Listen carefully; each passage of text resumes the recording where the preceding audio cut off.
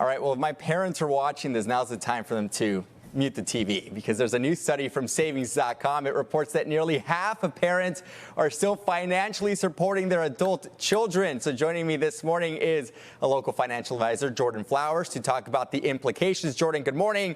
Yeah, you know, my parents for a long time did support me when I was in my early 20s and early on in my career. My dad would always joke that when I was your age, I was already on your own, that type of thing. And it kind of is true. My dad joined the military at 17 and never came back home. Not really seeing a lot of that these days. It's a different generation. It is. And I think parents love their children. They want to support them, get them to kind of go off on their own. But sometimes too much love can actually hurt them because they're financially supporting them, and the kids aren't kind of growing up on their own and kind of making their own adult lives, earning their own income. And it's 60% of the parents supporting them, the kids aren't even paying rent, utilities. It's crazy when you look at the statistics. Yeah, I mean, when I moved out at the age of 23, it was definitely hard, because I was like, wait, now I've got to pay rent, utilities, phone bill, all that. What could parents do, you know, to help, you know, maybe cushion the blow for those kids that are there, or kids or adults who are about to, you know, go out on their own? Adult children now, right? The parents need a plan, right? They have to not sacrifice their own retirement, their own financial goals for their children.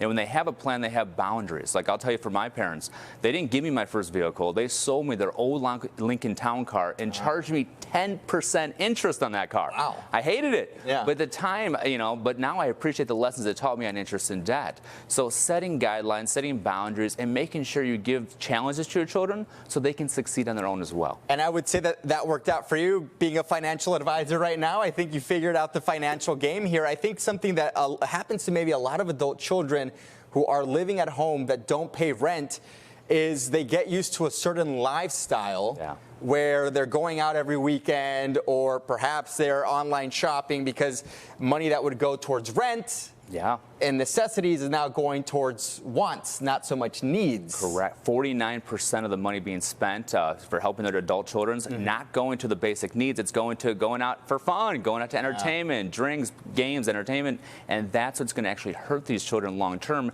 if you don't set those financial guidelines. Make sure that they're contributing to their 401k. They're investing for themselves. But just to go back a little bit, just like when you get on an airplane, you put your oxygen mask on before you help others on your roll. The parents have to take responsibility for their financial future, because long term, those children don't want to be their caregivers, and they need to make sure they have a plan for long-term care and retirement. It reminds me of a movie. I'm not sure if you've heard of it, Failure to Launch. With Matthew McConaughey.